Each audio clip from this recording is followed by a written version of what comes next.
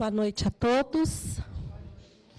Nós vamos dar início à nossa palestra de hoje, em nome de Jesus, em nome do seu Raul Cury, que é o mentor desta casa e fundador desta casa.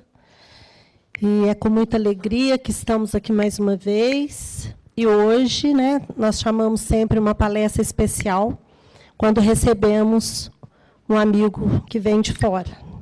O Fábio já é nosso amigo aí da casa, já esteve conosco aqui outras vezes. Vem lá de Ribeirão Pires, do Recanto de Lúcia, irmã Sheila. E é uma alegria recebê-los, o Fábio, a Cristina e a sogra. Está sempre junto, né, Cris? Então, é uma alegria muito grande, ter vocês aqui mais uma vez.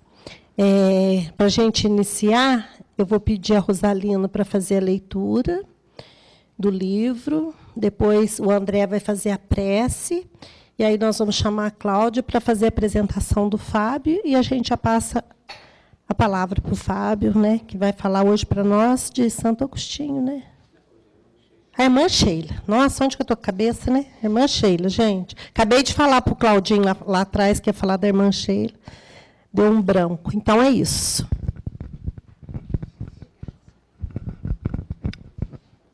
Boa noite a todos. Sejam todos bem-vindos.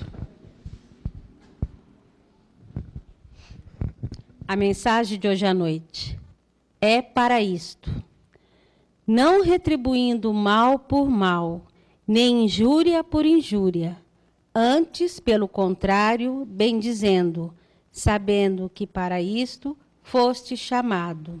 Pedro, capítulo 3, versículo 9. A fileira dos que reclamam foi sempre numerosa em todas as tarefas do bem. No apostolado evangélico, reparamos igualmente essa regra geral. Muitos aprendizes, em obediência ao pernicioso hábito, preferem o caminho dos atritos ou das dissidências escandalosas. No entanto, mais algum raciocínio despertaria a comunidade dos discípulos para maior compreensão. Convidar-nos-ia Jesus a conflitos estéreis, tão só para repetir os quadros do capricho individual ou da força tirinesante? Se assim fora, o ministério do reino... Um minutinho.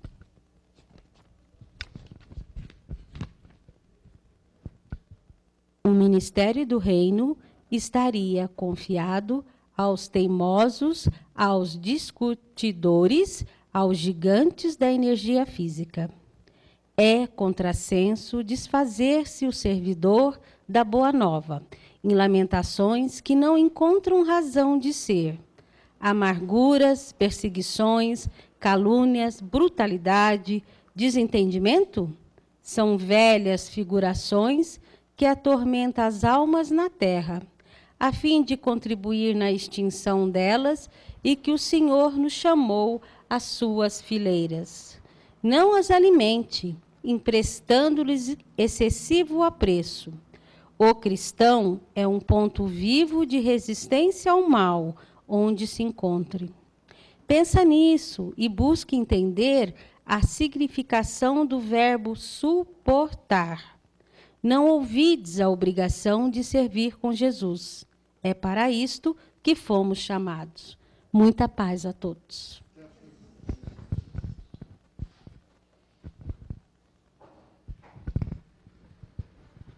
Boa noite. Fechando os nossos olhos nesse momento, acerenando os nossos corações, elevemos os nossos pensamentos à figura de Jesus e faremos a prece do anjo Ismael. Glória a Deus nas alturas, paz aos homens na terra.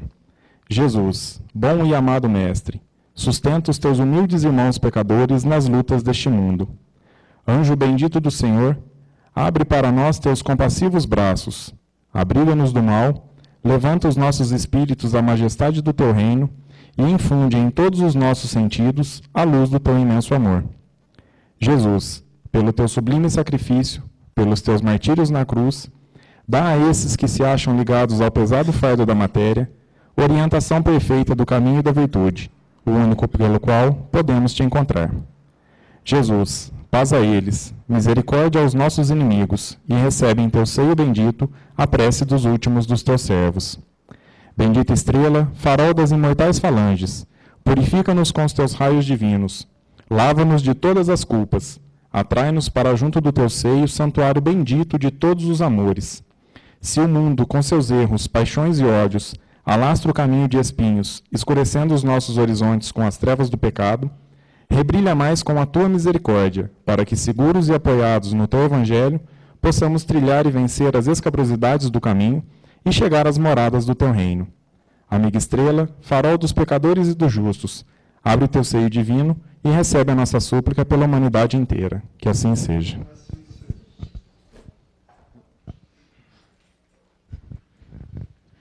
Boa noite a todos. Com muita alegria, como a Sonira disse, que recebemos aqui o nosso irmão e amigo Fábio. Fábio Alessio Romano Dionisi nasceu na cidade do Rio de Janeiro, em 1955.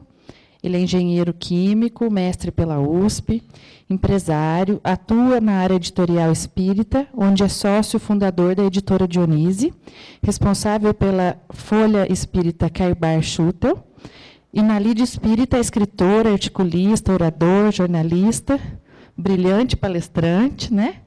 Professor, e atualmente é responsável pelo Centro Espírita Recanto de Luz Irmã Sheila, na cidade de Ribeirão Pires. Um prazer tê-lo aqui conosco, que a espiritualidade esteja presente, o inspirando em boas palavras, né, que possamos todos ter um bom aprendizado nessa noite. Obrigada. Depois dessas palavras, eu estou emocionado. Estou mesmo, estou brincando, não. É um prazer, já é um prazer voltar aqui, ainda entre amigos, muito mais, né? E agradeço a abertura para poder falar sobre a Irmã Sheila. Eu não lembro se a última vez eu falei da Irmã Sheila ou não. Acho que não, né? Eu falei sobre Santo Agostinho, mas foi no outro lugar.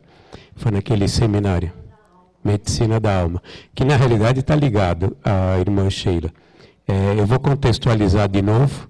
Eu sou do Recanto de Luz Irmã Sheila, lá de Ribeirão Pires, e nosso trabalho está voltado à cura e cirurgia espiritual. Né? Quando a gente fala cura e cirurgia espiritual, a gente fala cura espiritual e cirurgia espiritual. Colocar cura, parece que a gente está prometendo cura, e não é verdade. No plano físico, nós fazemos tratamentos que podem resultar ou não em curas. E o nosso Recanto de Luz Irmã Sheila, inclusive que se encontra o médium Edson Barbosa de Souza, que muitos de vocês devem conhecê-lo, porque ele esteve aqui, né? Em 1º de abril, e não foi mentira, verdade, ele esteve aqui dia 1º de abril, e oxalá ele vai voltar, e ele faz esse trabalho já há quase 33 anos.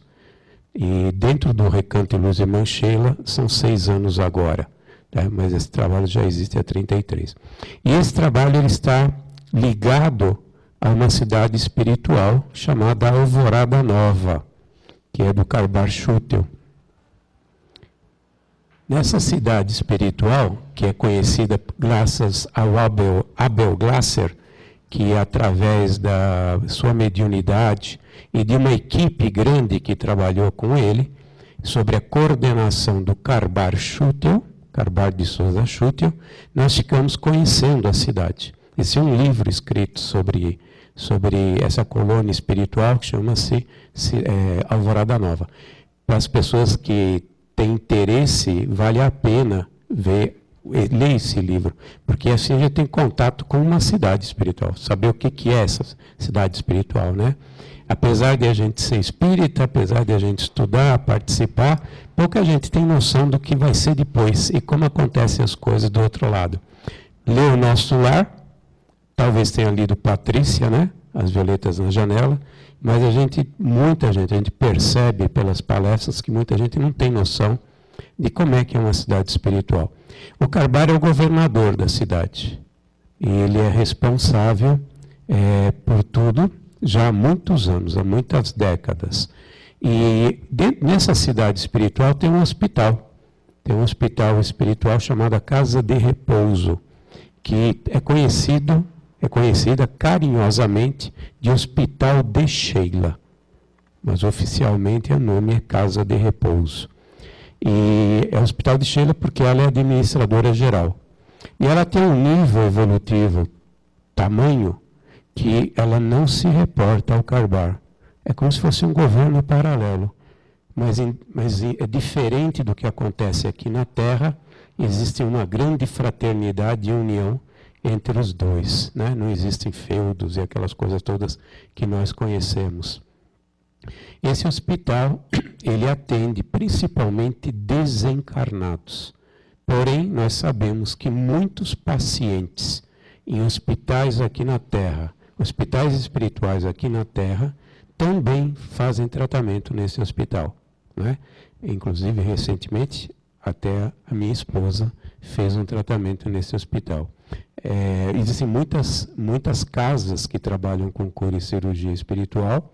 A Sheila é apenas uma, e quando nós fazemos esse tipo de trabalho, nós reportamos, na realidade, a esse hospital, que chama-se Casa de Repouso. Tanto que os nossos prontuários estão lá. E quando é feito a triagem, como aconteceu aqui, é enviado para lá, a equipe médica faz as orientações médicas lá e volta para cá. E o nosso mentor, que é o Dr. Stephanie Oso, recebe as orientações, o receituário, ele analisa se ele acha que é bom ou não é bom, e depois ele registra, né? Então, eu gosto de mostrar um pouquinho como é que funcionam essas coisas, porque por detrás de tudo existe uma estrutura muito grande. E a irmã Sheila é administradora geral da casa e desse trabalho. Existem cadastrados já, eu tenho cadastrados por mim aproximadamente 40 centros espíritas no Brasil que fazem trabalhos ligados à irmã Sheila. Com o nome Irmã Sheila, são 17 que eu conheço. Então, para vocês verem a quantidade de centros espíritas que estão ligados à Irmã Sheila. A maioria através de alguém que é da equipe da Irmã Sheila. Assim como o Dr. Bezerra de Menezes tem o seu grupo, né? Existem vários médicos que trabalham. Seria impossível para o Bezerra de Menezes atender simultaneamente dezenas de centros, né? A mesma coisa acontece com Eurípides, a mesma coisa acontece com outros conhecidos nossos. E com a irmã é a mesma coisa. Existem 14 equipes nesse hospital e existe um conselho. Cada líder desse hospital, dessas equipes, faz parte do conselho. E o Dr. Stephanie Oswald é o presidente do conselho deliberativo desse trabalho. E é o nosso orientador e o nosso mentor. É quem faz toda a coordenação do trabalho lá no Recanto de Luz Irmã Sheila. Já deu para perceber que ela tem um viés muito grande ligado à cura. E ela realmente ama a cura.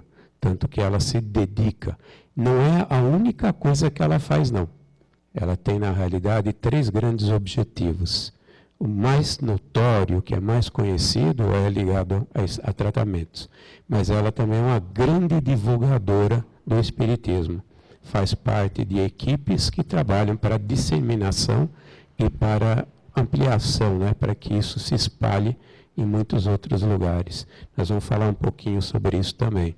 E também com crianças. Existem muitos grupos de evangelização infantil. Tem muitos que estão ligados a Meimei, né? É muito natural estar ligado a Meimei. Mas existem muitos grupos de evangelização que estão ligados à Irmã Sheila, né? Então nós temos aqui o Carbar e a Sheila. E ela, desde que é conhecida, desde que ela se tornou conhecida no meio espírita, isso foi na época do médium Peixotinho, um grande médium de materializações, né, que viveu entre 1905 até 1966, mas ele atuou nessa área de materializações entre 1936 e 1966. Ela com muita frequência aparecia, se materializava, sempre atuando na cura, né? Por que eu escrevi então sobre isso? Por que nós decidimos escrever sobre a Irmã Sheila? A resposta óbvia é, poxa, não é o Recanto de Luz, irmã Sheila? Vocês não estão reportando para ela? Sim, mas mais por outro motivo, na realidade. Porque isso não veio do acaso, não é uma coisa que se foi... 6 anos atrás me veio a ideia e vou escrever sobre ela.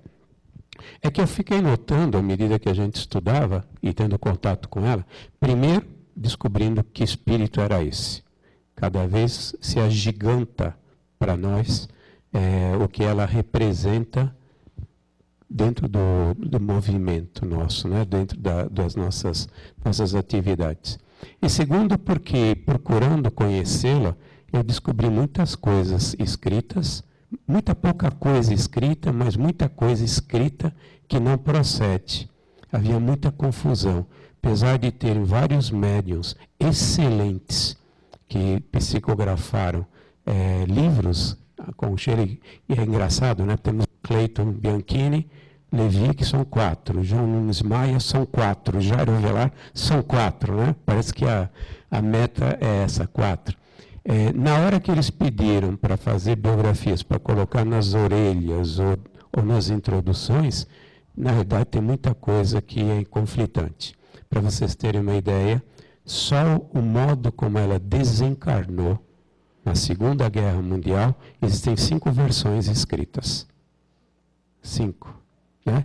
E eu queria fazer um parêntese aqui, que é de um conhecido espírito chamado Alberto de Souza Rocha, que ele escreveu um livro, ele é repórter, e ele escreveu um livro chamado Caminhos da Divulgação Espírita. E por acaso, ele, num dos capítulos desse livro, ele toma o exemplo da irmã Sheila, do que é escrito, e ele faz uma correção. Alguns acham que ela é filha do Dr. Fritz, que trabalhava com Zé Arigó e trabalhava com Edson Queiroz. E publica e solta para tudo que é lado.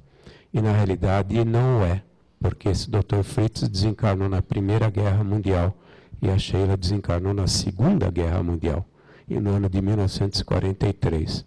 E ele faz esse alerta que eu acho extremamente apropriado ao momento que nós vivemos no Espiritismo no Brasil. Se nós pegarmos o que está sendo publicado, pelo menos metade contém coisas que não estão na doutrina ou são informações que não são fidedignas. Hoje, nesse afã de publicar e nesse afã de se tornar famoso, ser recordista de vendas, tem muita porcaria que está sendo escrita. E, infelizmente, nós não temos mais um critério correto para fazer essa segregação. Eu lembro que quando eu me tornei espírita, nós seguimos eu seguia da seguinte forma: a FEB concorda? Ah, então eu concordo. A FESP concorda? Então eu concordo. Tinha que ser o André Luiz, tinha que ser o Emmanuel, tinha que ser autores como Hermínio de Miranda. A gente não pegava qualquer livro, não.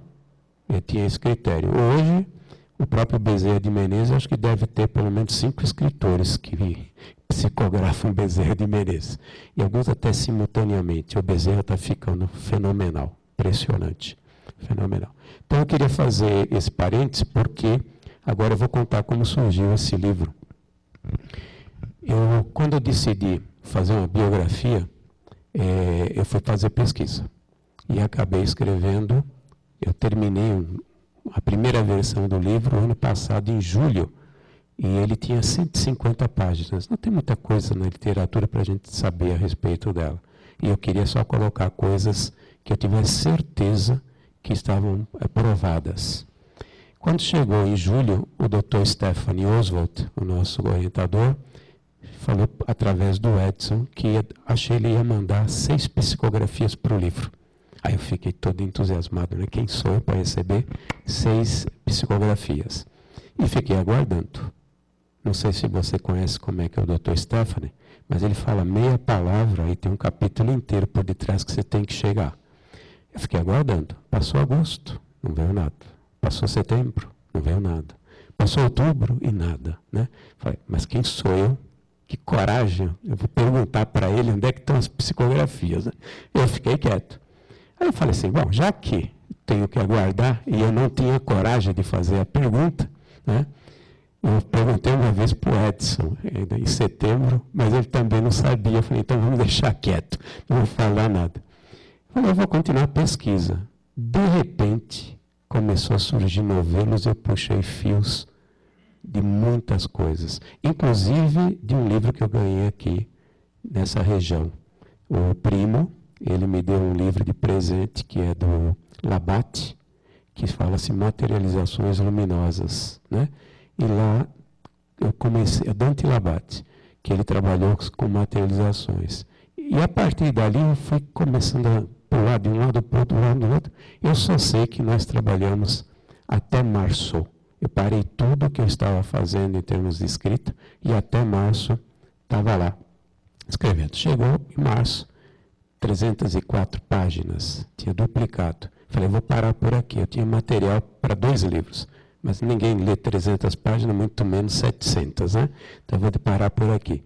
Paralelamente, em janeiro, o Robertinho, do União e Harmonia, chegou e falou assim, por que você não coloca um micro CD nesse livro? E eu te passo a letra que eu recebi da Sheila, com a música. Foi aí que eu descobri que ela também fazia músicas, letras e partituras. E que ela, eu já sabia disso, que ela era musicista, mas eu não sabia que o Robertinho tinha recebido. A partir desse momento, todas as pessoas que costumam participar das nossas reuniões, que fazem harmonização musical, um deles, o Jorge Reis, o Ed Moreno, que também estiveram aqui, quiseram participar desse negócio, desse projeto. Não. Ah, sim. Tá bom, mas com ectoplasmia, mas não com materialização de espíritos. Mas o trabalho é calcado em ectoplasmia, tá certo? Não é no sentido, não tem espírito se materializando, tá ok? Pelo menos nunca vi, né? A Margarete. Eu só sei que deu 13 faixas. A Margarete Áquila, a Célia Tomboli, o Alain Vilches, o Vansan, o Jorge Reis, a Leia, o Paulo e a Leia, Maria Valdir, o Zé... Oi? Sim, já falei. O Zé... Como é que é o nome dele? Zé Aloísio, de Belo Horizonte, que nós não trabalha conosco. Todos eles acabaram cedendo os direitos autorais e cederam tudo, porque a venda desses livros, todas elas é para nosso Recanto em Luz e Manchela. Nós não temos finalidade de lucro. E surgiu um CD de 13 faixas. É incrível pelo que eles fizeram, um grande presente. Em segundo lugar, porque todas as faixas são ou músicas que ela escreveu e passou por psicografia, ou psicografia direta na época do Peixotinho, ou músicas que foram feitas para ela, como é o caso da Francisca Sá, que ela escreveu Canção de Sheila, que é a mais conhecida, né? E esse CD está dentro do livro, faz parte do livro. E ele fez também uma outra coisa interessante. Só sei que em março, quando eu tomei a decisão que chega, já estava bom, na semana seguinte vieram 6 psicografias. É assim que atua o Dr. Stephanie. Ele fala, às vezes ele nem fala, você que tem que adivinhar. E desse surgiu esse trabalho, que nós corremos para imprimir, para chegar aqui no 1º de abril, e ele estar disponível. E já que nós estamos falando em informação que tem que ser fidedigna, nós vamos começar por esse chart aqui. Isso são 2 fotos, são 2 pinturas. As 2 únicas pinturas que existem dela, uma como quando ela estava iniciando o trabalho ligado a uma ordem de visitação que ela fundou no ano de 1610, é uma freira, ela se tornou uma freira, e depois ela se tornou a Santa Joana de Chantal da Igreja Católica. Ela foi canonizada no ano de 1767. Esse ano quem passou foi o Dr. Stephanie. Então, no ano de 1767, a Igreja Católica Apostólica Romana canonizou a Sheila, na época, como Joana Francisca Fremiut, uma freira, como uma santa.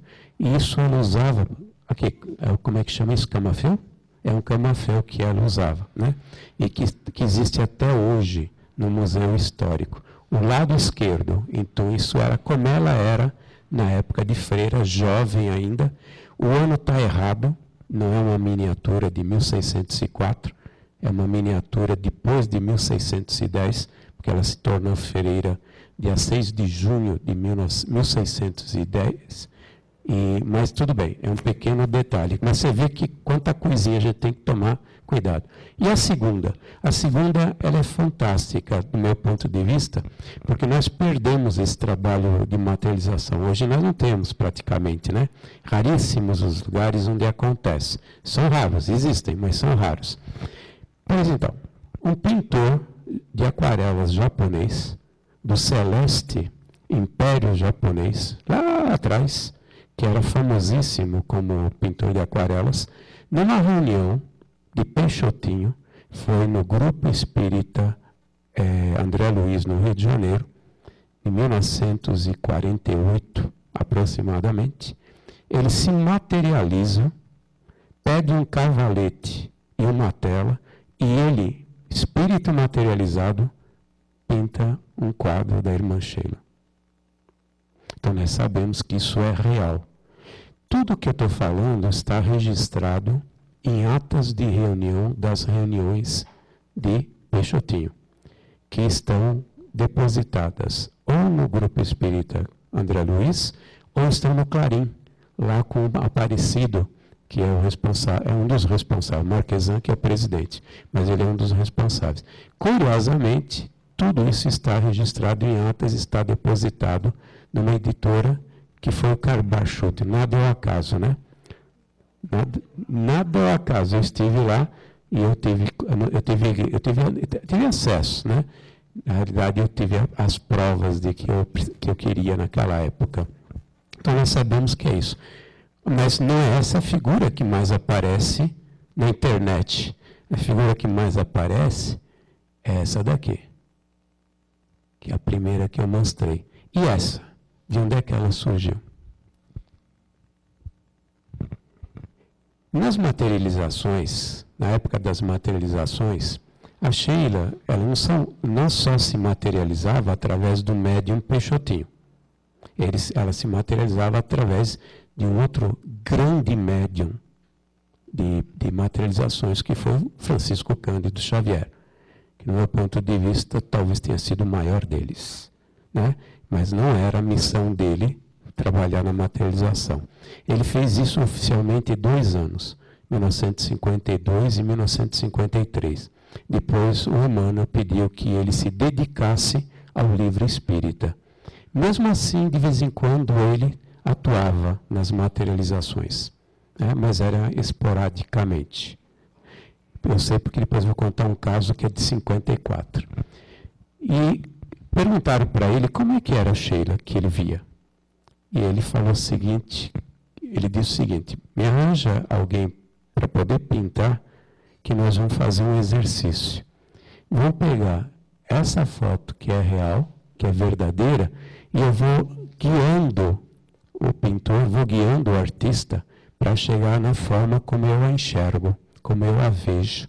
E assim nós temos a Sheila pintada graças às instruções recebidas do Chico.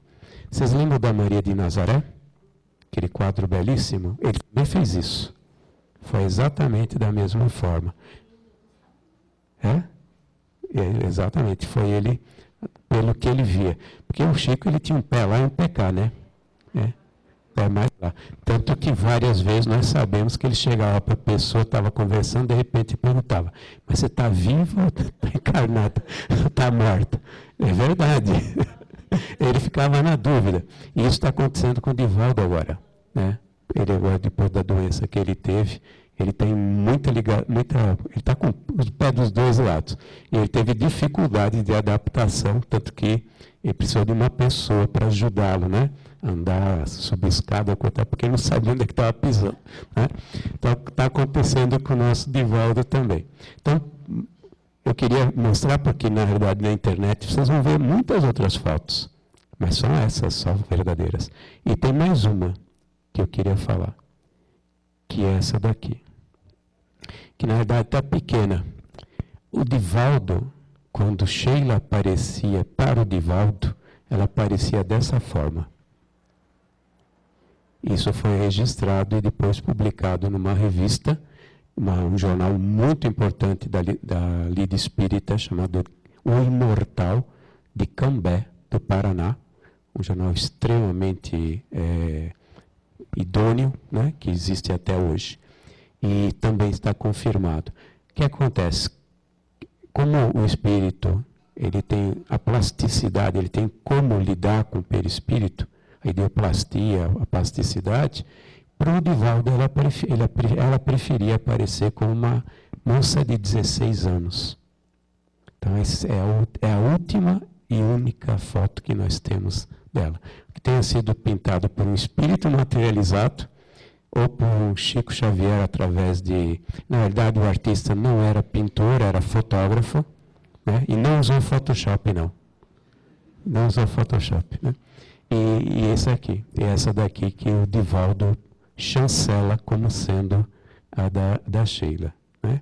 Então eu comecei pela divulgação, pela importância da divulgação, o que é real, o que não é real, né? E a gente tem essa preocupação. Bom, outro motivo pelo qual nós fizemos o livro. Nós temos, na realidade, esses espíritos, não para ficar conhecendo biografia, mas eles são faróis para nós. Eles, na realidade,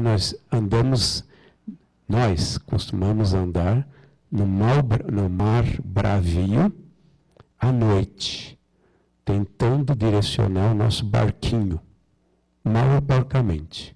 E eles funcionam como um farol para nos dar direção. Essa aqui é a realidade. Então, devem servir dessa forma.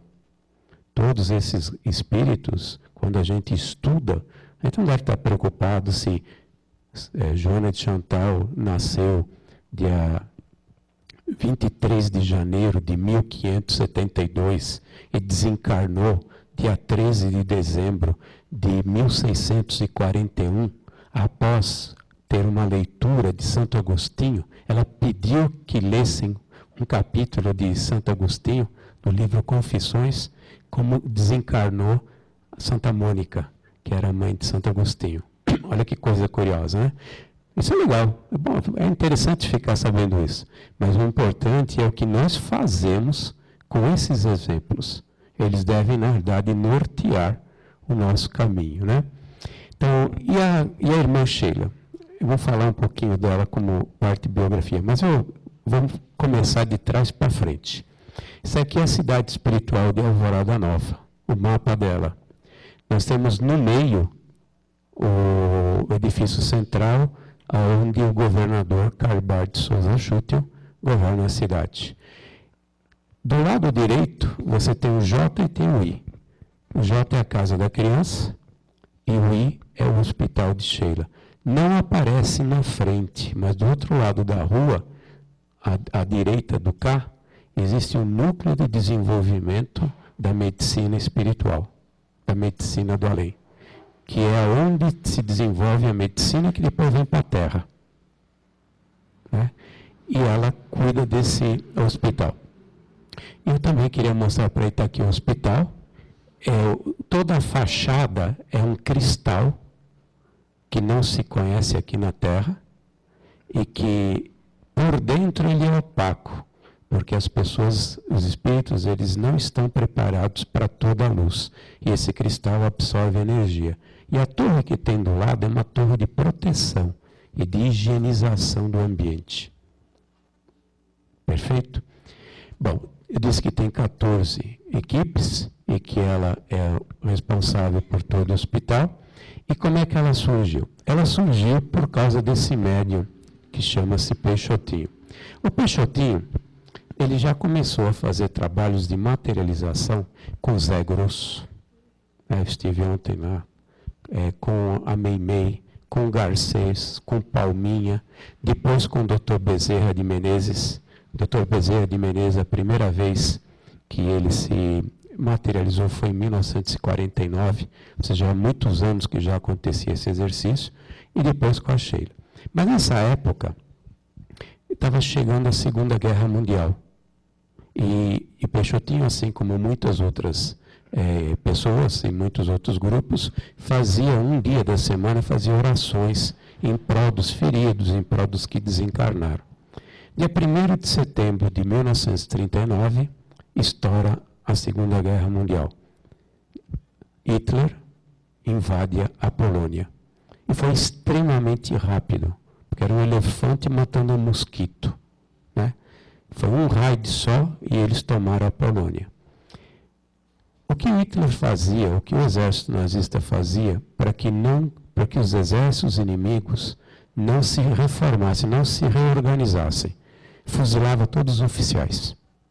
Então eles pegaram todos os oficiais poloneses, na primeira grande batalha, colocaram no paredão e iam fuzilar. E montaram o pelotão de fuzilamento. Faltou uma pessoa que eles fizeram. Chamaram um médico que trabalhava no exército alemão, que chamava-se Rodolfo. Era um médico reformado, tenente reformado, médico reformado, que tinha ido para a guerra, mas ele não pretendia matar ninguém. Ele era espírita. Imagina, na Alemanha, nazista, uma família espírita, né? E ele, quando foi convocado para a guerra, ele sentiu que devia, ele tinha a responsabilidade de ir, mas prometeu ao pai: eu não vou matar ninguém, eu vou lá para salvar. Eu sou médico, eu vim para a terra não para matar, mas para salvar. Quando ele foi convocado para o pelotão, ele falou: não, minhas convicções religiosas não permitem que eu mate a sangue frio. O que aconteceu com ele? Foi para o paredão também. E foi fuzilado. Passaram-se 3 ou 4 meses, porque isso aconteceu em setembro de 1939, ele é atraído como um espírito desencarnado numa das reuniões do Peixotinho. E ele é esclarecido, ele se encontrava zonzo, foi esclarecido, entendeu a situação dele, e ele passa a trabalhar na equipe espiritual junto ao Peixotinho a partir daquela data. Nós não sabemos se ele se materializava, mas sabemos que muitas vezes ele se comunicou, ou por psicografia, ou psicofonia, ou por voz direta. Então, se a garganta ectoplásmica era formada, e ele se comunicava através dessa garganta. E ele contava a respeito da família dele. Ele falava: meu pai é um médico homeopata, o Fritz era um médico cirurgião da Primeira Guerra Mundial, né? Meu pai, ele é uma pessoa extremamente austera, uma pessoa muito séria, muito serena, muito equilibrada, não corresponde com o Dr. Fritz que nós conhecemos, né? E meu pai chama-se Fritz. O quê? Não é nenhuma coincidência, porque Fritz na Alemanha é que nem José aqui, da mesma forma. E ele comentava que ele tinha deixado uma irmã. Essa irmã gostava de tocar piano, era musicista, compunha poemas, compunha letras, mas era uma enfermeira que amava o serviço que fazia. Tanto que ela se esquecia da vida dela. Quando ela estava trabalhando como enfermeira, ela perdia as horas, não estava nem aí. E que se chamava Sheila. E, consequentemente, nós sabemos que é Sheila Fritz. O nome dela é Sheila Fritz. E o Rodolfo é Rodolfo Fritz. Isso foi confirmado depois, em 1954, 56, numa reunião no Grupo Espírita de André Luiz, que foi registrado isso de novo. Foi registrado, veio o Rodolfo Fritz, cujo pai chamava-se Fritz e a irmã Sheila Fritz. Está numa ata de reunião depositado naquele centro espírita lá do Rio de Janeiro, né? E ele, como a irmã era médium, pouca gente sabia, mas a Sheila encarnada era médium, ela recebia o irmão, e o irmão falava com o pai, e contava o que fazia. Estamos trabalhando com o Peixotinho. E um dos sonhos que a Sheila tinha, encarnada, era mandar uma carta e se comunicar com o Peixotinho, para saber as coisas, detalhes, verificar e assim por diante. Mas na Alemanha era proibido mandar cartas na época nazista. Então ela não chegou a se comunicar. E ele comenta isso, que o Peixotinho, se minha irmã pudesse, ela se comunicaria através de uma carta, mas não pode. No ano de 1943, numa das comunicações do Rodolfo, ele avisa: minha irmã e meu pai estão passando por um enorme perigo. 43 foi a época que os aliados mais bombardearam a Alemanha. E, particularmente nos registros históricos, a gente sabe que entre junho e agosto desse ano, os aliados praticamente destruíram as principais cidades alemãs. Hamburgo, principalmente, e Berlim. 50% da cidade simplesmente desapareceu nos bombardeios. Então, nós sabemos, por causa disso, que os dois estavam nessa época numa dessas duas cidades e passaram por esses bombardeios, porque o Rodolfo falou, estão passando grande perigo porque estão sendo bombardeados. Passou uma semana ou duas, Rodolfo falou, um avião aliado caiu em cima da casa onde mora meu pai e minha irmã. Meu pai desencarnou e minha irmã está agonizante, em estado de coma. E pediu ao grupo do Peixotinho que ajudasse no processo de desencarne. E o Peixotinho descreve isso. Eles foram realmente em desdobramento. Mas quem descreve é um professor que era dirigente do grupo, que ele era o diretor do grupo. É um professor macaense, chama-se Pierre Tavares Ribeiro. Tem os maiores depoimentos registrados sobre Sheila, estão com ele. Foram feitos por ele, porque ele participava dessas reuniões. E ela desencarna, né? Curiosamente, 3 meses depois, não foi 4 anos, 3 meses depois, quem se materializa numa reunião do Peixotinho? Sheila. Que espírito tem condições de controlar uma materialização? Começa por aí. Não é todo mundo, todos esses que nós conhecemos, que eram capazes de fazer isso. Ela conseguiu, depois de 3 meses, ter condições espirituais e equilíbrio para se materializar. E confirma tudo isso. E a partir daí nós conhecemos os trabalhos de Sheila nas materializações. E ela sempre disse, eu só participo das materializações se for para ajudar na cura. Porque pelo fenômeno eu não participaria. E ela se dedica. Nós temos inúmeros casos interessantes, mas tem 2 que eu gosto de comentar. Como você já leu o livro, você vai ficar quietinho, não vai falar nada, tá bom? Certo? Tem dois casos que são, para mim, marcantes. Eu sempre repito. Você quer contar? Você já ouviu tantas vezes? Eu estou preparando minha sogra para fazer palestras. Eu estou exagerando no número de palestras e ela vai fazer palestras para mim. Já tinha comentado isso com você, né? A gente começa um centro pequeno, não se preocupe, né? Você vê que ela fica na primeira carteira. Estão vendo? É a primeira carteira, né? Um deles é uma criancinha de 5 anos de idade. Mães, prestem atenção. Ela conseguiu, essa criança, introduzir um parafuso no pulmão. Depois eu vou pedir para você me explicar como isso é possível. Mas não agora, viu, hoje? Eu sei que ela conseguiu introduzir um parafuso no pulmão. 1949. Você imagina os médicos naquela época e a medicina. Falaram, é inoperável. Imagina a mãe desesperada. Falando, e agora o que eu faço? Evangélica, mas mãe é mãe. Soube, porém, que em alguns quarteirões próximos tinha um homem que baixava espírito na casa dele para fazer trabalhos de cura. Mesmo sendo evangélica, ela leva a criança até essa casa. Era o Peixotinho, nada é uma casa, né? Tinha que estar do lado. Peixotinho. Chega no portão da casa, fala, filho, vai que eu te dou toda a força. Mas ela não entra. Evangélica. E a criança entra chorando e é recebida pelo grupo. 2 entidades se materializam para curar essa criança. O Dr. Adolfo Bezerra de Menezes Cavalcante, na época já não é mais Cavalcante, já faz algum tempo, faz uns séculos, né? E a nossa querida veneranda irmã Sheila. Foi a primeira materialização do Adolfo Bezerra de Menezes que nós conhecemos. Isso foi em 1949. E eles fazem um procedimento que acontece todo sábado de cura, e aconteceu aqui, de desmaterialização. Mas eles, para deixar a prova, eles desmaterializaram o parafuso do pulmão e materializaram na mão do assistente.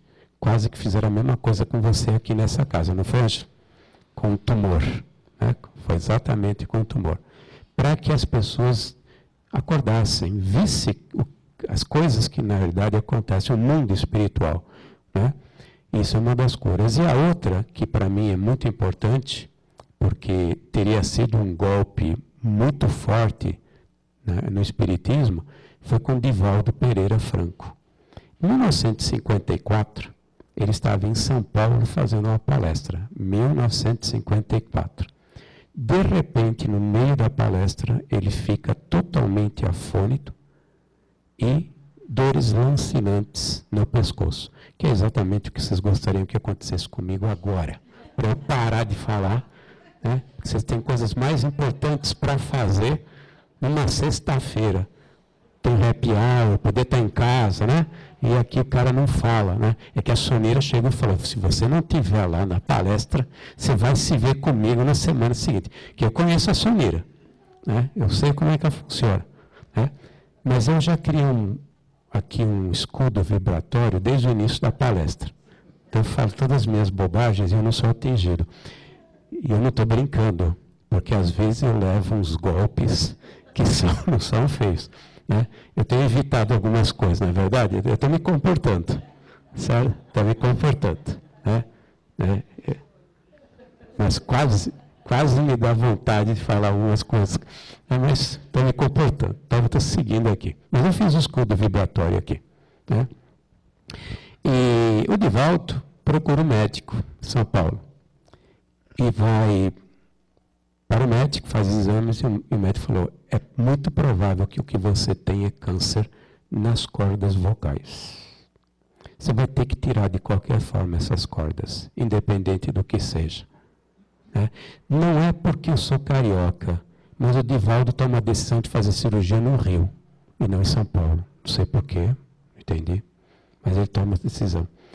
Ninguém riu, você percebeu? Ninguém riu. Deve ser tudo de São Paulo aqui, né? Ô, Minas. Ah, Minas, tem razão. Meu Deus, esqueci, não tem sentido. Não tem um paulista aqui?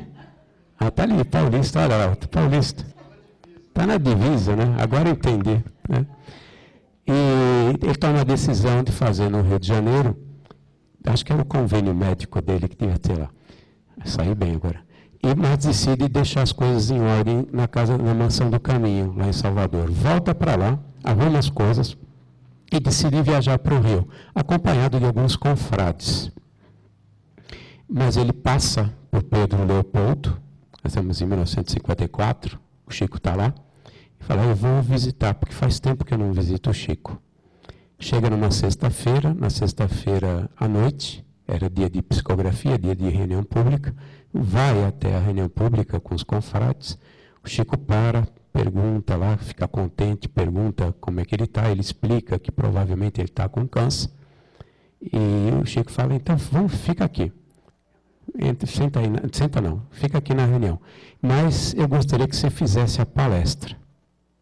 Ele está afônito, dores incríveis na garganta, e o Chico pede para ele fazer a palestra. Ele achou estranho, mas fez, né? Foi o Chico que pediu. E durante 1h10 a palestra foi feita pelo Divaldo, sentindo dores incríveis na garganta.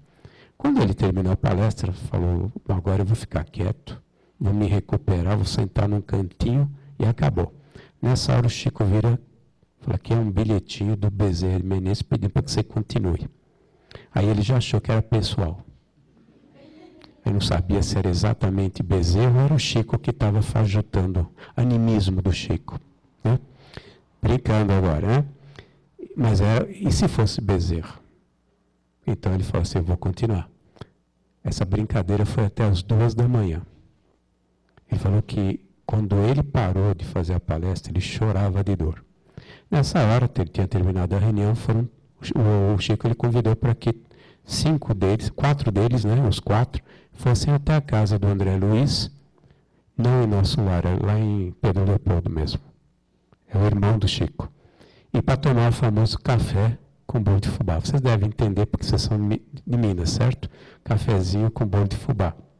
Chegando na casa do André Luiz, o Chico fala, vamos fazer uma oração para o Divaldo. Vira para o Divaldo e fala, você faz a oração. Foi ele que fez. Olha aí, ó. Aí o Divaldo falou, tá bom, pelo cafezinho, pelo bolo, acho que eu vou fazer. Isso é coisa minha, não foi ele que falou isso, não. Aí ele fez a oração rapidinho. O Divaldo fala que foi rápido, né? Numa dos congressos ele fala que ele fez rapidinho. Quem se materializa? A irmã Sheila. Tem que ser, né? Eu não estou falando de outra pessoa, tem que ser Sheila. E a Sheila chega como aquela garota de 16 anos, como vocês viram, com um aparelho na mão, uma canetinha. Fala, esse aparelho não existe aqui na Terra ainda. E ela faz aplicações de rádio. E eu vou fazer 2 aplicações na sua garganta e você vai curar. Só que vai doer. É muito engraçado o Divaldo contando como foi. Muito engraçado. Falou, bom, ainda bem que eu estou entre homens. Né? Eu vou berrar se doer. E de fato ele berra na primeira aplicação de dor. Aí a Sheila, em sotaque alemão, fala, eu vou fazer uma segunda aplicação e fala Divaldas. Não chamava de Divaldo, Divaldas. Vai doer. Abra a boca. Ele abre a boca e na segunda aplicação ele falou que urrou de dores. Né? Mas ele percebeu que ele estava curado. Ele tinha perdido a capacidade de falar direito e volta tudo normal. E Sheila fala para ele, você está bem. Né? E aí o Divaldo conta que ele ficou com receio que as pessoas não acreditassem na hora que contasse. E pediu uma prova para a Sheila. E a Sheila fala, eu sei que você gosta de violetas africanas, não é, Divaldas? Ele estava sentado, porque a aplicação foi feita com ele sentado. Você gosta de violetas africanas, não é verdade, Divaldas? É verdade. Começaram a chover as violetas africanas no colo do Divaldo. Ele pega um lenço e guarda as violetas. Não contente, Divaldo, que é pidão, fez mais alguma coisa. Você vai ver como ele come esse homem. Levar num restaurante terrível. Bom, aí ele fala, Sheila, você conhece a Edelweiss? A Sheila, imagina para a Sheila que era alemã, né? A última reencarnação. Edelweiss é aquela florzinha que nasce nos Alpes austríacos. São essas aqui, Divaldo. E começa a chover as Edelweiss no colo. Aí a Sheila oferece, você não quer um pedaço de tecido do meu vestido? Ele pega uma tesoura, ou alguém pega uma tesoura e corta. Tudo isso está na mansão do caminho até hoje, dentro de uma caixa de madeira jacarandá. O Divaldo conta que as flores estão secas, o lenço está sujo, mas está tudo lá, guardado como uma relíquia que ele conseguiu. Né? Então existem dezenas de casos como esses de cura que ela realizou. Inclusive, no centro espírita, que ela foi a responsável, a coordenadora espiritual. Assim como o nosso Dr. Stephanie Oswald é responsável pelo Recanto de Luz, na época, em Belo Horizonte, Jair Soares iniciou um pequeno grupo para fazer trabalhos de materialização. Inclusive, a esposa, Dona Ló, é muito conhecida pelo trabalho que ela realizava e também porque ela passou em termos de doença. O Jair Soares recebia, e quem fazia a coordenação do grupo era o André Luiz. Passado um determinado tempo, o André avisa o Jair Soares que vai deixar a irmã Sheila como coordenadora do grupo e que ele vai se afastar dos trabalhos. E esse grupo, que era chamado Grupo do Jair Soares, se torna Grupo Espírita Irmã Sheila. Então ela acabou sendo responsável por um centro espírita. Depois se tornou Grupo da Fraternidade Irmã Sheila. Depois se uniu ao Grupo Oriente em Belo Horizonte, e hoje nós só conhecemos o Grupo Oriente. Então, o Grupo Oriente tem todo esse acervo também de informações registradas do que era realizado através do Jair. O Jair não era propriamente um médium de efeitos físicos. Quem era foi o Fábio Machado, que é outro médium muito importante desse período e que recebeu a irmã Sheila, o Zé Grosso, todos eles que eu citei naquela época. Né? Então, no caso específico, a Dona Ló, esposa do Jair, teve um câncer de fígado com metástase no pulmão. E quem fez o tratamento foi a irmã Sheila, materializada através do Peixotinho, em casa do Jair. Não foi no centro espírita, foi na casa do Jair. Ela se materializou uma noite. Peixotinho estava lá, passou por acaso. Né? Tinha que pernoitar em algum lugar e pediram para que ele dormisse lá. Que o Jair recebia todo mundo de braços abertos. E numa noite de muita chuva, Peixotinho voltando de Uberaba ou indo para Uberaba, não se sabe ao certo, bate na porta lá com mais 2 pessoas, fala: me disseram que vocês recebem os irmãos espíritas e nós estamos aqui em Belo Horizonte perdidos, sem saber onde ficar. Na manhã seguinte, o Peixotinho percebe que a Dona Ló está muito doente. Intercede e quem aparece é a irmã Sheila para fazer cirurgia. Não está exatamente nesses detalhes, porque não dá para registrar tudo, mas exatamente foi dessa forma. A irmã, ela teve uma outra reencarnação também, que não podemos deixar de falar. Ela é conhecida como a Santa Joana de Chantal na Igreja Católica, e ela reencarnou na França, na cidade de Dijon.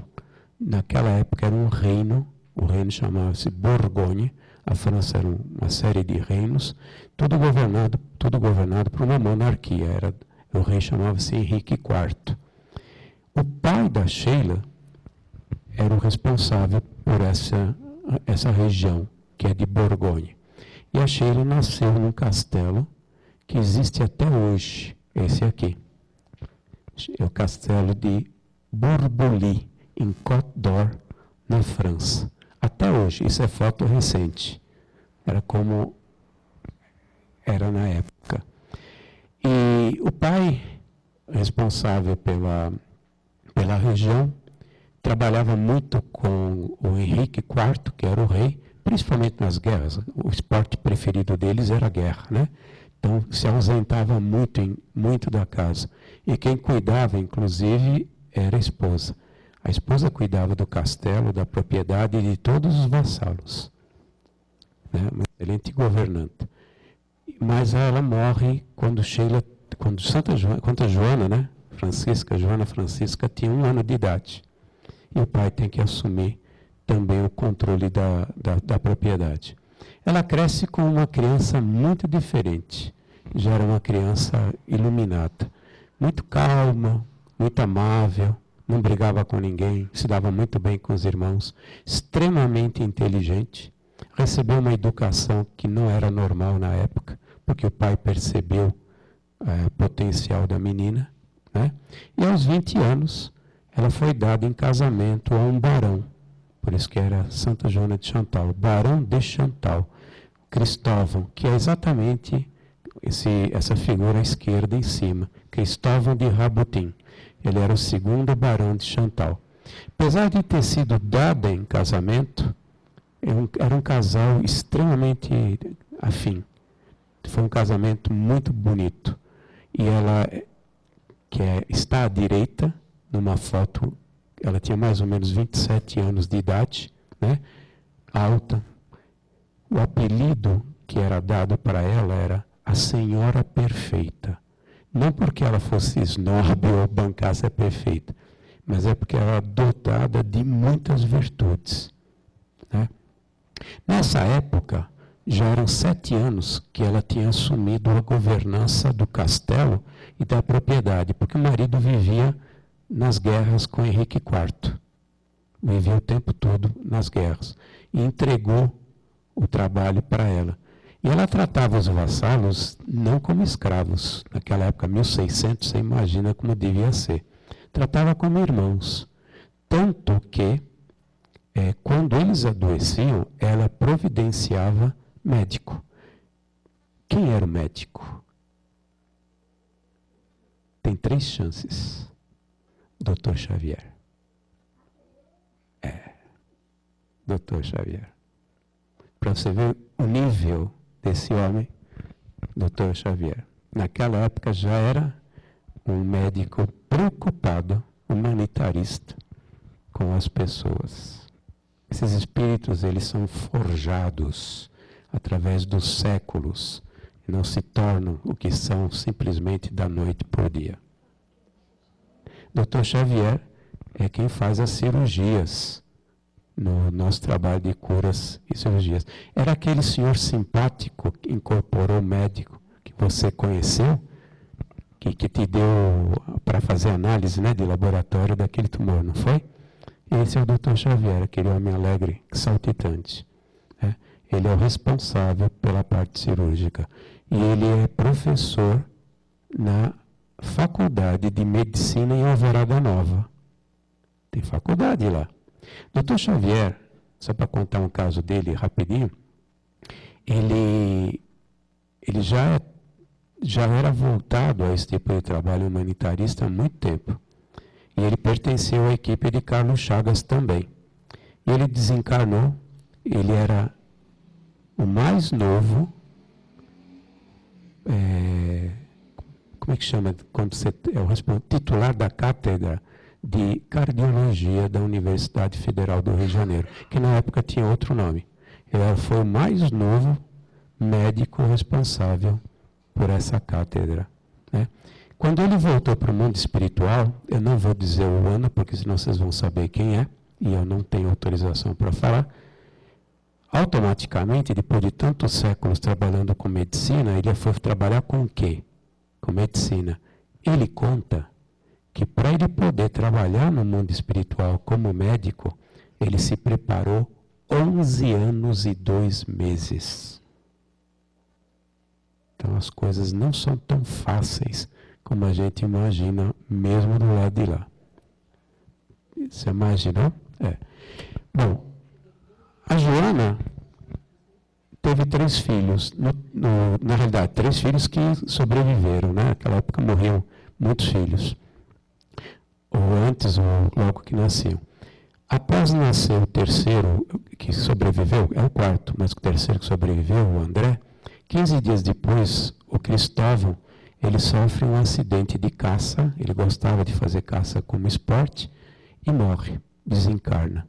E ela fica com a bucha toda, castelo, filhos pequenos, o sogro já de idade, o pai já de idade, e toda a propriedade e todos os vassalos. E ela já sentia um chamamento para servir a Deus. Tanto que ela dizia uma frase que foi capturada pelos biógrafos da época, ela dizia, eu não posso entender, eu não posso amar a Deus, eu não posso conceber que eu ame a Deus se eu não amar os pobres. Se eu não estiver amando os pobres, eu não estou verdadeiramente amando a Deus. E ela começa todo um trabalho para tentar se desvincular do mundo material e se dedicar como freira ao próximo. Isso levou 8 anos, porque os filhos eram pequenos, tinha os 2 idosos e ela ainda tinha todos os vassalos. E precisava de um diretor espiritual. Esse diretor espiritual foi São Francisco de Sales, outro santo da Igreja Católica. E um outro diretor espiritual que trabalhou com ela muitos anos em Paris foi nada menos que São Vicente de Paulo. Os 3 se conheciam e trabalhavam na mesma ordem, no mesmo convento, que foi fundado por Francisco de Sales e Joana de Chantal. Foi fundado alguns anos depois. Você vê que espíritos. Para vocês contextualizarem, se vocês são de berço espírita, quem sabe os católicos sabem, São Vicente de Paulo ele é considerado o patrono das obras sociais. Ele é considerado como o homem mais virtuoso dentro da Igreja Católica Apostólica Romana. Um homem que se dedicou à caridade. Tanto que no Evangelho segundo o Espiritismo, ele fala, né? Tem uma passagem que ele perambulou pelos... Ele pede que a gente ajude, né? Ele pede que a gente se dedique através da caridade aos pobres. Mas tem outra coisa que nós não costumamos saber. São Francisco de Sales e o São Vicente Paulo foram missionários de Jesus. Até aí é fácil entender. Mas foram missionários na tentativa de minimizar os efeitos da Contra-Reforma. Está na segunda edição, não está na primeira. Eu já revisei o livro. Quando veio Martinho Lutero, que por sinal nós comemoramos há pouco tempo, né? Não sei quantos anos foram, 300 anos, Martinho Lutero, ele foi Paulo de Tarso. E Martinho Lutero, quem diz é o Hermínio de Miranda, ele concluiu que fosse ele. O Lutero foi enviado por Deus para trazer a reforma na Igreja Católica. Veio Calvino, Lutero, Emerson de Rotterdam, veio uma porção que todos eles depois se separaram da igreja originária porque não deu certo. E a igreja, em vez de compreender que deveria mudar, já tinha passado São Francisco de Assis lá no ano 1100. Não compreenderam nada. Aí vieram esses espíritos para mostrar para eles que eles tinham que mudar, ainda inventa a Contra-Reforma, através de um celerado chamado Loyola, que fundou a Ordem dos Jesuítas. Quem usou essa palavra foi Emmanuel, não sou eu. O Emmanuel, ele fala que infelizmente era um fanático dementado.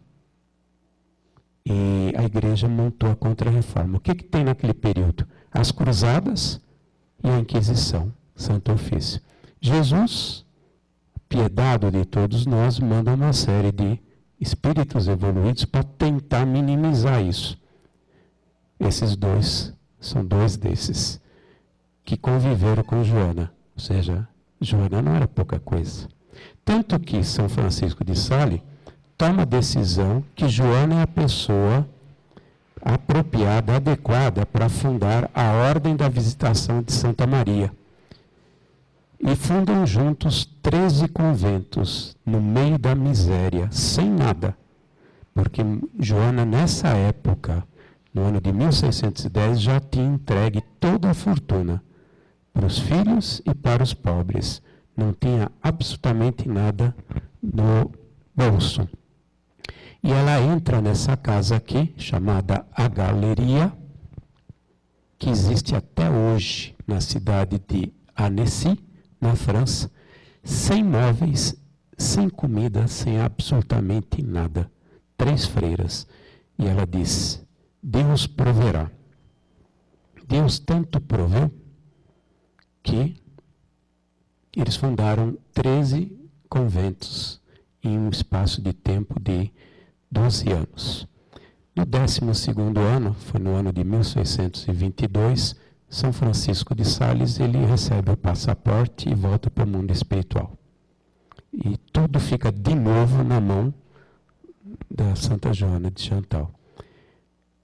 Em vez de ela se acabrunhar e fazer o que nós costumamos fazer, ela vai à luta e abre mais 74 conventos. Quando ela desencarna, a ordem tem 87 conventos que ela abriu. E ela tinha uma liderança muito interessante, matricial. Ela não era chefe da ordem, mas todo mundo reportava a ela pela superioridade moral dela. E quem realmente fazia as coisas era ela. Ela nunca foi chefe da ordem, porque ela nunca quis, mas sempre foi responsável por toda a ordem. Essa ordem existe até hoje. São mais de 168 conventos, mais de 3.000 freiras. Em São Paulo tem um convento muito grande, muito bonito, né? que é parte dessa ordem, que chegou aqui em 1915, 1917, através do Uruguai. Primeiro no Uruguai, na Argentina, e depois veio para cá. Então, essa é Santa Joana de Chantal. Uma santa. Agora, o que as pessoas não sabem, a maioria não sabe, a Sonira sabe, é que tem uma reencarnação desconhecida que a nossa irmã teve e que, por acaso, entre aspas, nós ficamos sabendo e depois foi confirmado, né? Ela conta que no final do século passado, ela foi convocada junto a outros 7 ou 8 espíritos que estão no mundo espiritual e que trabalham na lida espírita, na divulgação, no crescimento do movimento espírita, convocado para uma reunião com Maria de Nazaré. Ela ficou chocada, ela ficou extremamente surpresa, né? Como é que eu fui convocada para uma reunião logo com Maria de Nazaré? Né? Depois ela ficou sabendo que muitas outras reuniões estavam acontecendo naquele período com outros espíritos, com Ismael, por exemplo, né? E outros espíritos ligados ao espiritismo estavam participando. E pessoas já muito evoluídas de luz. Porque estava se preparando um plano da segunda fase da transição do mundo de provas e expiação para o mundo de regeneração. E esses espíritos convocados para a reunião iam receber tarefas para a realização desse trabalho. E a Sheila foi uma delas, junto com outros. Ela não cita o nome, mas junto com outros. E ela falou, como é que eu vou participar de um negócio desses? Eu não tenho méritos, eu não sou nada, né? Não é que nem a gente, né? Mas ela tem um pequenino problema, Sonira, a mulher. Ficou extremamente curiosa de saber como é que é nos mundos superiores. Ela confessa isso. E falou, queria saber como é que é o lugar que mora Maria, né? Ninguém riu, né? Você percebeu? Sei por quê. Sei por quê. Vou fazer o quê, né? Fazer o quê? Acho que é porque eu falei que as mulheres curiosas, né? Se fosse homem, já tinha embarcado. Né? Já tinha embarcado. Mas, em desdobramento, uma noite, ela foi realmente desdobramento, espírito desdobrando. Né? Sabemos que André Luiz conta isso, né?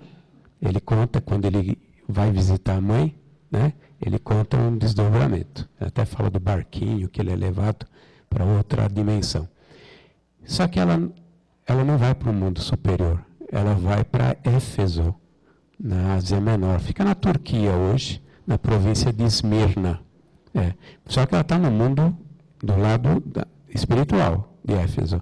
E ela se denuncia, porque ela diz que ela reviu a época dela, criancinha, visitando Maria em Éfeso para ouvir Maria falar de Jesus.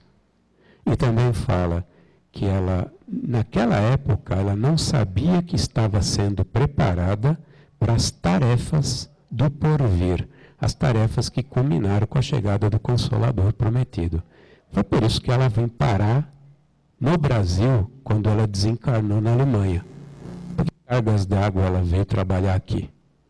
Porque, na verdade, ela está relacionada aos trabalhos da chegada do Consolador e esprear esse trabalho todo. Né?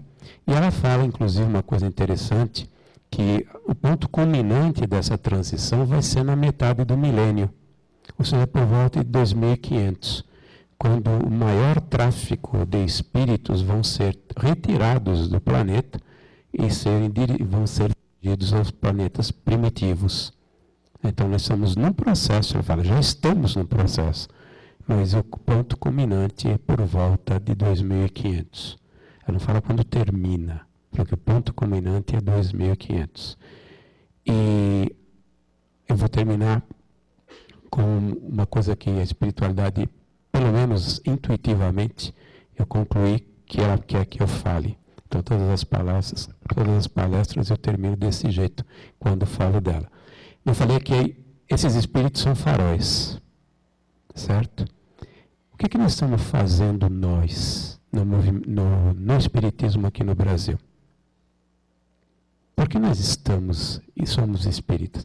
Na maioria está espírita, não são espíritas, né? Por que nós estamos no espiritismo? De crachá são 7 milhões. De crachá. Espírita verdadeiro são bem menos. Mas de crachá são 7 milhões. Lembram do Caminho da Luz? Humberto de Campos também, Brasil, Pátria do Evangelho, Coração do Mundo, que Jesus, ele tomou decisão antes do descobrimento do Brasil pelos portugueses, que traria o Evangelho para cá. Isso estava presente em João, e estava presente um espírito chamado Eliel, que é considerado um espírito arcanjo, né? Nível de Jesus. Eles vêm para cá, provavelmente em 1350, 1400, tempo para espírito é complicado, falou que foi antes. E Jesus toma a decisão que traz para cá o Evangelho. O Espiritismo veio na França. Se aqui ia ser coração do mundo, pátria do Evangelho, por que o Espiritismo não veio no Brasil direto? Porque não estava preparado para receber. Toda a parte do desenvolvimento filosófico, do pensamento e do processo de libertação de consciências aconteceu na França, parte na Alemanha, mas principalmente na França. E na Inglaterra também.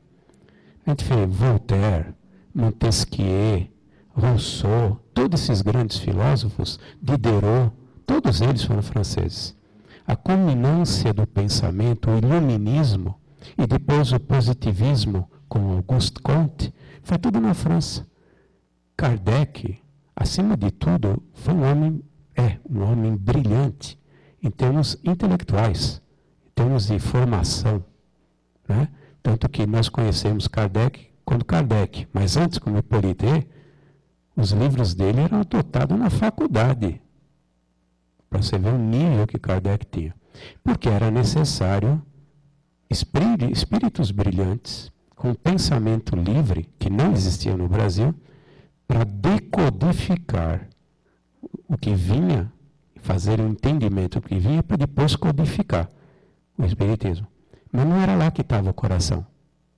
O coração ia ser aqui. Tanto que nós temos uma transição. O Espiritismo desaparece na França e vem para o Brasil. Divaldo conta que pelo menos 2 milhões dos espíritas que estão no Brasil são daquela época da França. Então, entre nós, entre 7 milhões, 2 milhões de nós, viemos da França daquela época. Nós trazemos já esse conhecimento dentro de nós. Tanto que muitos, quando estudam, iniciam no Espiritismo, falam, pô, mas eu já sabia isso. Não sabia, mas eu já sabia. Né? É como se aquilo fosse voltando. Porque nós já tínhamos isso na cabeça. Né? Agora, para o quê, então? E por que nós aqui? Porque ninguém nesse planeta tem o que nós temos na mão. Mesmo os espiritualistas que acreditam em muitos preceitos que nós acreditamos, não têm na profundidade, na complexidade, os dados que nós temos. Olha o peso da responsabilidade. Quem é que tem condições de entender o Evangelho, vivenciá-lo e servir de exemplo aos outros? Somos nós. Ninguém tem essa capacidade como nós temos, racionalmente falando. Né? Então, a pátria do Evangelho, que nós não somos, e o coração do mundo, que nós não somos, quem tem que construir? Somos nós. Isso vai depois construir aqui e depois se espalhar pelo planeta através das nossas reencarnações. Porque nós também vamos buscar inconscientemente em outros países, quando estivermos reencarnados em outros países, algo que preencha o que nós acreditamos. E nós vamos ser focos do desenvolvimento dos nossos conceitos espíritas em outros países, para que se estabeleça realmente um mundo de regeneração. Porque se a transição terminasse hoje, o que sobraria na Terra não dá para preencher poços de cauda. A verdade é essa. Infelizmente, a verdade é essa. Né? Por isso que faz sentido quando Sheila fala que o ponto de culminância é 2.500 por cerca, porque ainda nos restam 2 reencarnações até lá. E faz sentido que o mundo receba todos esses conceitos através de nós. E agora vem a pergunta que os espíritos não querem calar. E eles pedem: o que é que nós estamos fazendo realmente para transformar, primeiro, nos transformarmos? Porque nós sabemos que ninguém transforma ninguém. Mas a gente, quando se transforma, é um modelo, é um guia, é um exemplo para os outros. E os outros se transformam pela nossa transformação. Quem ensinou isso muito bem foi Gandhi, Mahatma Gandhi. Né? Eu não vou contar o caso aqui, porque já passei do tempo faz tempo. Faz tempo. Mas quem quiser, depois eu conto separado. Né? Então, o que nós estamos fazendo realmente? O John Harley, lá de Pedro Leopoldo, ele usou uma frase em São José dos Campos, no encontro dos amigos de Jesus com o Chico, que reflete exatamente o que nós estamos fazendo. Nós espíritas aprendemos a nos odiar fraternalmente. Não somos coesos, vivemos em reinos, em feudos. Se está numa casa, não pode ir para outra casa. Né? Esse é um exemplo. Cadê a fraternidade entre nós? Já começa por aí. E cadê a prática da única coisa que Jesus pediu que nós fizéssemos, que é a prática da caridade? Jesus não falou para a gente ser espírita. Jesus não falou para a gente ser cristão ou católico ou coisa e tal. Ele veio aqui e pediu uma única coisa, que nós amássemos ao próximo.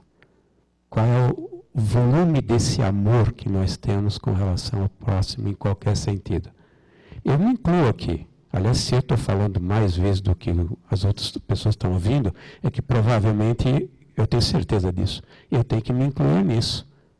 Mas quando eu faço um balanço, pelo menos a meu respeito, eu vejo que a gente não faz nada. Praticamente nada. Você imagina a responsabilidade que nós estamos assumindo na hora que voltarmos. Vocês conhecem o maior hospital psiquiátrico do mundo espiritual? Você sabe qual é? Que é do Eurípides Barçanufo. Só para espíritas. É o maior hospital psiquiátrico que se conhece. Só dirigentes, médiuns, tarefeiros, só espíritas. Esperança. É do doutor Eurípides Barçanufo. A quem muito foi dado, muito será pedido. E a frase final que eles pedem para eu falar. Jesus, não temam. Segura na mão de Deus, não é isso. Não temam. Quem está no leme dessa nau, que é esse planeta Terra, é Jesus. Não temam. Tudo está certo. Tudo está acontecendo como devia acontecer. O que nós estamos vivenciando, nós estamos sendo forjados para crescermos espiritualmente, e a experiência que vivemos hoje no Brasil é a melhor coisa que nós poderíamos ter tido, embora a gente reclame. Agora, quem está no leme de cada barquinho que é a nossa vida? Está na hora de a gente assumir o compromisso e a responsabilidade de tudo aquilo que eu acabei de falar por pedido deles. Ou a gente faz, ou a gente vai se arrepender muito gravemente. Muito obrigado. E desculpe o horário aí.